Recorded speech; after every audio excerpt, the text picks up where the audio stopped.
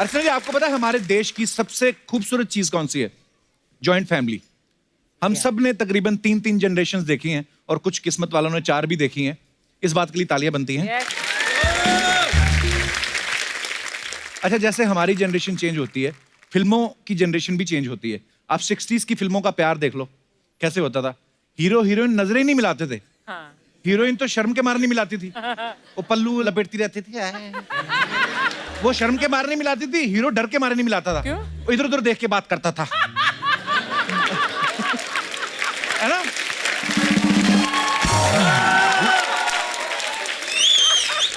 तो पहले आंखें भी नहीं मिलती थी, उसके बाद वक्त बदल गया, सारे इशारे जो हैं आंखों आंखों में होने लगे। अच्छा। आंखों पे गाने भी कितने आ गए, अखियां मिलाऊं कभी अखियां चुराऊं, क्या तूने किया जादू। और अब वक्त बिल्कुल उल्टा आ गया है। अब अखियां मंगी भाड़ में, सीधे होठ मिलाते हैं। हाँ, आप देखो गाने कैसे कैसे आते हैं। एक चुम्मा तू मुझको उधार दे दे और बदले में यूपी बिहार। अच्छा, वो होठ मिला रहे हैं, लेकिन जो फिल्म देख रहे हैं वो नजरें नहीं मिला पाते। तो बेसिकली चीजें वही हैं, खाली स्थान परिवर्तन हुआ है। पुरानी फिल्मों का एक्शन देख लो आप, कैसे होता था। अच्छा, बड़ी देर हमें यही लगता रहा कि मुक्के की आवाज डिशुम आती है, तो हीरो भी जब मुक्का मारता है डिशुम। बच्चे मोहल्ले में छोटे छोटे लड़ाई करते थे ना, वो भी आवाजें निकालते थे मुंह बिशुम। अच्छा, एक हाथ से बिशुम करते थे, दूसरी हाथ चड्डी पकड़ रहे होते थे बिशुम। ये तो हमें अब जाके पता चला है कि घूंसे की तो आवाज ही नहीं होती, आवाज तो थप्पड़ की होती है। वो भी हम शादी ना करते तो पता ही नहीं चलता।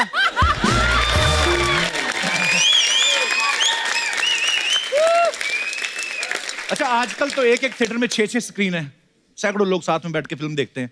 पहले के जमाने में क्या होता था, 6-6 गांव में कोई एक जगह ढूंढते थे, वहां पे जाके प्रोजेक्टर लगाते ना, चादर लगा के उस पे दिखाते थे। अच्छा, कोई लोग ट्रैक्टर पे आके फिल्म देखते थे। ट्रैक्टर पे आए तो ट्रैक्टर पे बैठ के देख रहे हैं। जो ट्रैक्टर पे बैठ के देख रहा है उसको बच्चन साहब 1 फीट छोटे लगते थे, और जो जमीन पे बैठ के देखता था उसको बच्चन साहब 8 फुट के दिखते थे।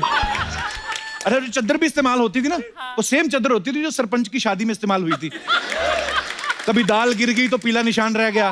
वो पीले वाले निशान के जब बीच में हीरो आता ना, कभी धर्मेंद्र पीले लगते थे, कभी विनोद खन्ना पीले लगते थे, कभी मीना कुमारी पीली लगती थी।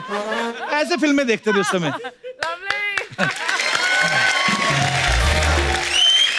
पहले की फिल्मों में देख लो आप, विलेन जो तकरीबन डाकू होते थे, आते थे घोड़े पर लूट के फिर वापस जंगल में चले गए। उसके बाद थोड़ा सा जो विलन थे थोड़े अपडेट हो गए, उन्होंने अपने अड्डे बना लिए, जैसे शाकाल का अड्डा, मोगैम्बो का अड्डा। उनमें से एक कांचा चीना के अड्डे पे तो आपने डांस भी किया है। आजकल विलन देख लो कैसे आ गए हैं, 6 पैक वाले, सोनू सूद टाइप। हीरोइन खुद कहती है, हीरो थोड़ा लेट हो गया तो आप उठा लेना, मैं देख लूंगी। माहौल बदल रहा है। अच्छा, हीरो का एटीट्यूड भी बदल गया आजकल फिल्मों में ना। पहले के जमाने में अगर हीरो को चक्कू लगता था ना, तो वो मान लेता था कि मैं तो मर गया। वो अपनी जिंदगी की जो लास्ट 4 लाइनें होती है वो बोलनी शुरू करता था, माँ मैं जा रहा हूं माँ, खेत बेच के कुड़िया की शादी कर देना माँ, और अब चाय पत्ती के डिब्बे में 35 रुपए पड़े, निकाल लेना माँ। खत्म।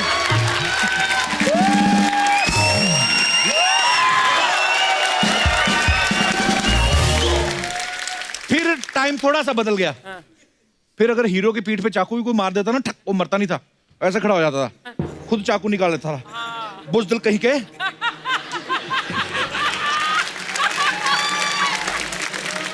हाँ, फिर हीरो उल्टा निकाल के, बुज़दिल कहीं के, पीठ पे मारेगा, सीने पे खाएगा, वो मर जाता था विलन। लेकिन हीरो ऐसे रहता था। एटीट्यूड में कैसे बदलाव आया।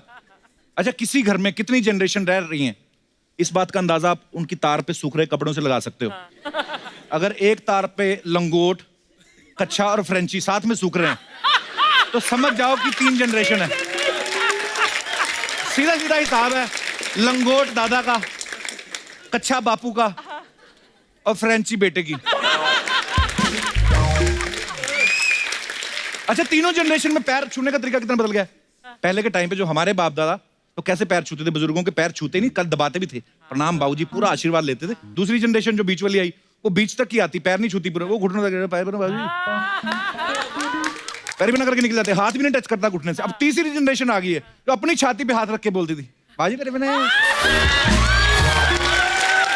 अच्छा, कई बुजुर्ग भड़क जाते हैं, कहते मैं कोई 5 पैरों वाली गाय हूं जिसका 5वां पैर इधर लगा, इधर चुप।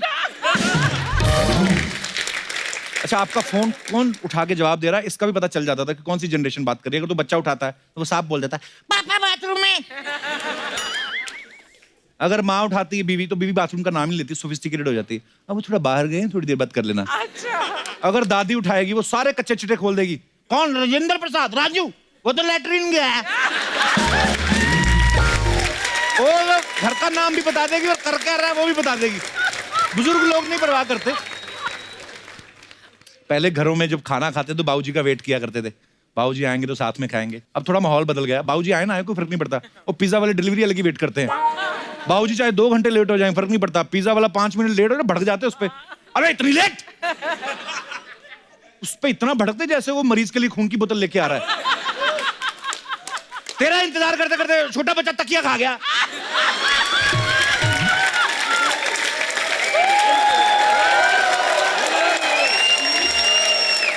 अब खा तो गया, निकालेगा कैसे वो? जिन घरों में 3 जनरेशन होती है ना, महंगाई का अंदाजा भी इस बातों से लगाते हैं कि हमारे टाइम पे तो 10 रुपए का घी आता था 1 किलो। दूसरा बेटा बोला 500 का तो हमने खरीदा बाबूजी। तीसरा बोला था अब 1000 हो गया, थोड़ा कम डालो। फिर हम जैसे मिडिल क्लास लोग तो अंदाजा इसी बात से लगाते हैं ना कि घी वीघी से। बाकी थोड़े अमीर लोग होते हैं वो सोने का अंदाजा लगाते हैं, उस समय सोने का ये भाव था। एक वो भी ब्रीड होती है जो मोतियाबिंद से अंदाजा लगाती है, जो कहते दादाजी की आंख तो बनाई थी 25 रुपए में बन गई थी, पिताजी के टाइम 10,000 की हो गई, अब तो 25,000 खर्चा है फिर भी आंख के सामने फुटबॉल घूमता रहता है। वो अपने हिसाब से अंदाजा लगाते हैं महंगाई का। अच्छा, बड़े परिवारों में ऐसे होता ना कि नई बहू आती तो उसको सोने का कड़ा देते हैं, बोलते बेटा तेरी सास भी यही पहनती थी। आगे उसकी सास ने भी उसकी सास को दिया होता है। जिनके पास बजट अच्छा होता है वो सोने का कड़ा दे देते थे। हम जैसे परिवारों में वो कड़ा ही देते थे, बेटा तेरी दादी ने भी इसमें पूड़ियां तली थी, तेरी माँ ने भी इसमें तली है, आगे तेरी बहू भी इसमें तलेगी। फिर एक जनरेशन ऐसी आती है जो नशेड़ी निकलती है, वो फिर कढ़ाई बेच के बोतल ले आती है।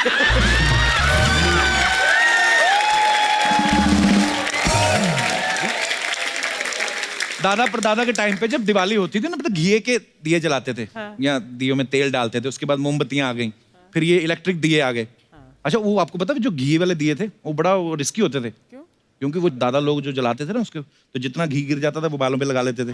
उतनी देर में किसी बच्चे ने रॉकेट छोड़ दिया, घी आग पकड़ लेता था, तो रात को दादा के पूरे बाल, सुबह कांचा चीना बना होता था। अच्छा, एक बात थी, पहले की जो जनरेशन थी उनके घर में जितने भी मर्जी मेहमान आ जाएं, ज्यादा लोग आ जाएं तो वो खुश होते थे। कहा जाता था कि ऐसा उन घरों में बरकत होती है जिनमें ज्यादा मेहमान आते हैं। आज की डेट में अगर किसी एक ने टाइम दिया, साथ में किसी दूसरे को लाया, अंदर जाके बीवी से लड़ रहे होते हैं, ये मिश्रा इतना गधा आदमी, बेवकूफ आदमी, साथ में बच्चे ले, कितने गंदे बच्चे इसके। ताऊ जी सो रहे थे, उनका नाड़ा खींच दिया। वो तो शुक्र है ताऊ जी लेटे हुए थे। पहले की पीढ़ी जो होती ना, तुलसी के पेड़ लगाती थी घरों में। उसके बाद की पीढ़ी आ गई, वो मनी प्लांट लगाने लगे। फिर आजकल की जनरेशन ये कैक्टस के पौधे लगाते हैं क्योंकि जगह कम है। अच्छा, फिर कभी यही कैक्टस पिछवाड़े में चुभ जाए ना, तो काम फिर वही दादा की तुलसी का लेप ही आता है। पुराने लोग बड़े नुस्खे बताते हैं ना, जैसे हमारे दास दादा, ये इनके पास हर बीमारी का एक ही इलाज है। जैसे अगर आपके सर में दर्द है, पेट में दर्द है, तो बोलते हैं नाभि में सरसों का तेल लगाओ। इन्होंने इतना तेल पिलाया ना अपनी नाभि को, कसम से इनकी नाभि फिसल के घुटने पे आ गई है। पर हम सबके दादा दादियां कोई ना कोई नुस्खा बताते ही है ना, कि जैसे चोट लगी है तो हल्दी वाला दूध पी लो, या मधुमक्खी ने काट लिया तो लोहे की गर्म चाबी घिसो। आप में से भी आई एम श्योर आपके दादा दादियों ने बताए होंगे कोई नुस्खे, तो आप लोग शेयर कर सकते हैं, किसी काम ही आ जाएंगे। कोई है जो शेयर करना चाहता है? हाँ जी sir. Hello Kapil sir. Hello ma'am. नमस्कार जी नमस्ते।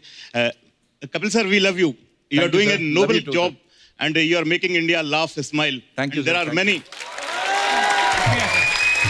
थैंक यू सर, धन्यवाद। कहाँ से हैं सर आप? सर मैं आई एम इंदौर में हूँ अभी। इसके पहले मैं इंडियन एयरफोर्स में था, 32 years I served in Indian Air Force, sir. अच्छा, वाह सर, रही नुस्खे की बात जी, नुस्खा है जो मैं बताना चाहूंगा आपके लिए। जी सर। आपने देखा होगा चलते चलते कभी या सोते हुए या कुछ जी। खेलते हुए हमारी गर्दन की नस चढ़ जाती है, टेढ़ी हो जाती है। राइट। तो उस समय क्या होता है कि हम बड़े परेशान हो जाते हैं, दर्द ऐसा हो जाता है कि ना उठ पा रहे हैं ना। जी। तो दादी ने बताया कि बेटा तू लाख दवाई ले ले 7 दिन नहीं जाएगा ये। लेकिन ये नुस्खा मैं जो बता रही हूँ तू अभी करेगा एंड अभी तुरंत ठीक हो जाएगी। अच्छा जी। तो उन्होंने बताया कि रविवार और बुधवार के दिन हाँ जी। तू अपनी मम्मी और मामा का नाम लेके बेटा हाँ। चौखट के साथ में उसको 7 बार रगड़ लिया कर। बड़ा अजीब सा नुस्खा था। और चौखट से भी उस समय रगड़ना कोई आपको देख ना रहा हो। देखना रहा हो क्यों? नंगे होकर रगड़ना है?